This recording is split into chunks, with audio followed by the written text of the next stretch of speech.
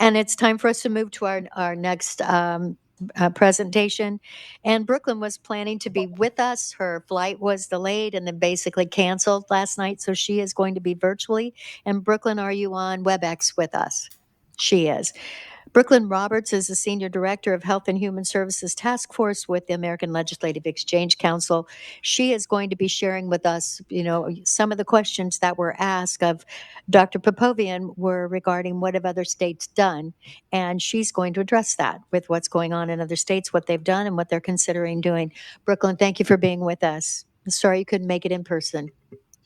I'm sorry too. And thank you, Chairman Gossage and members of committee. Thank you for the invitation to be here today. I am here today testifying on behalf of the American Legislative Exchange Council.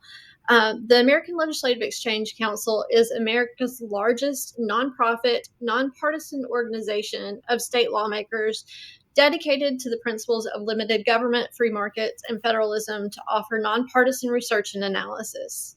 So today I'm going to talk about one of the largest federal programs that most Americans have never even heard of, but that impacts all of us, 340B, and its impacts on states, taxpayers, and the American healthcare system. The federal 340B program, as you know, was created with a straightforward mission to provide steeply discounted drugs to safety net hospitals and clinics that serve large populations of uninsured and low-income patients. The purpose of the program was to fix an unintended consequence of the Medicaid best price statute, which had led to an increase in drug prices for many safety net providers. Unfortunately, despite noble intentions, the program has, as you've heard today, exploded into a money grab for hospitals, pharmacies, and pharmacy benefit managers, encompassing up to $66.3 billion in prescription drug sales now. I have written and discussed the 340B program and the need for reform often over the last few years. And in talking with state legislators, there are a few common misconceptions that I'd like to address first today. The biggest and most common myth is that 340B program doesn't cost taxpayers any money. And I'd like to talk a little bit about the ways that this program increases the cost of prescription drugs to states, employers, and taxpayers. First, the 340B program encourages the consolidation of healthcare providers, which reduces competition and drives up costs overall. Consolidation in the healthcare industry has exploded, especially among providers. Hospital systems' acquisition of independent physician practices has become a common practice over the last 30 years, and the vast majority of academic research shows that it's led to higher prices for patients. This type of vertical integration gives providers more leverage in negotiations, encourages them to charge additional fees, for example, facility fees, and can bring the child facility under the umbrella of the 340B covered entity, allowing them to purchase and profit from 340B drugs.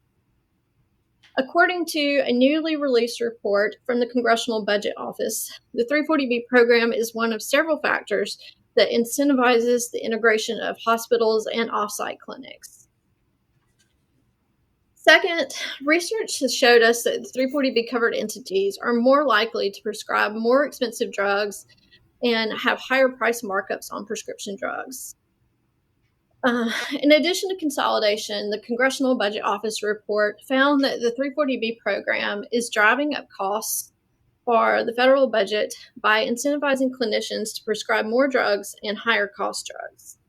A study in the New England Journal of Medicine found that price markups at the 340B covered entities were more than 6 times higher than those at independent physician practices. And a report from the North Carolina State Treasurer found that 340B hospitals in that state billed the state employee health plan an average markup of 5.4 times their acquisition costs on oncology drugs. And that's 84.8% higher than the average markup among non-340B hospitals. The 340B program incentivizes hospitals and other providers to favor higher cost drugs, and this kind of perverse incentive structure drives up overall spending on prescription drugs. Reductions or eliminations of common discounts on 340B drugs result in increased costs for taxpayers and states. As you know, governments, employers, and payers lose common rebates and discounts on 340B drugs. Pharmacy benefit managers, insurance companies, Medicare, and Medicaid typically negotiate rebates with drug manufacturers on the list price of prescription drugs. 340B drugs are often excluded from rebates because they're already sold to the provider at a steeply discounted price. Most contracts prevent double dipping when it comes to discounts. So, as a result of this, lost rebates, employers, patients are paying higher prices for drugs. A 2024 IQVIA study showed that drug costs for self insured employers and their workers were 4.2% higher than they otherwise would have been without the 340B program.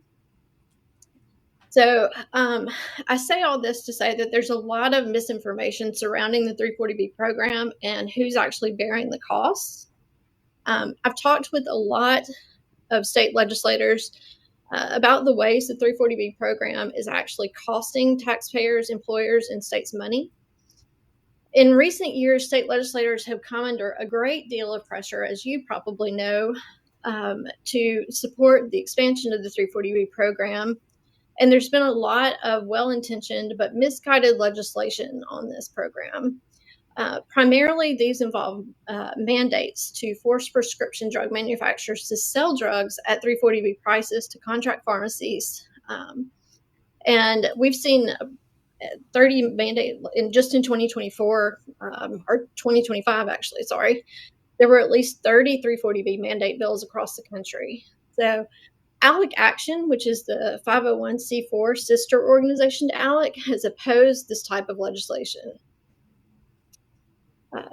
First and foremost, the 340B program is a federal program, and we believe that any mandates requiring the sale of 340B drugs to contract pharmacies should come from Congress. As you've already heard today, I'm sure the term contract pharmacies is not part of the legislation that was created, the 340B program. And essentially, state mandate legislation is expanding the 340B program past the legislative parameters, the federal legislation that created it. So we have opposed these types of mandate bills across the country. However, we do believe that there is room for state action on 340B, and the role for states in this really comes with bringing more transparency and accountability to the program. This year, Indiana passed legislation, and it required more transparency and accountability for the 340B covered entities. So Indiana's SB 118 requires 340B covered entities in Indiana to submit data about its participation in the program to the state, including but not limited to the aggregate acquisition cost for all prescription drugs obtained under the 340B program, the aggregate payment amount received for all drugs obtained under the program, the aggregate payment made to pharmacies under the contract to dispense drugs obtained under the 340B program, and perhaps most importantly, how the 340B program, how the 340B covered entity uses any savings from participating in the 340B program, including the amount of savings used for the provision of charity care, community benefits, or similar programs providing unreimbursed or subsidized care. So, as I mentioned, the 340B program now accounts for $66.3 billion in prescription drug sales across the country.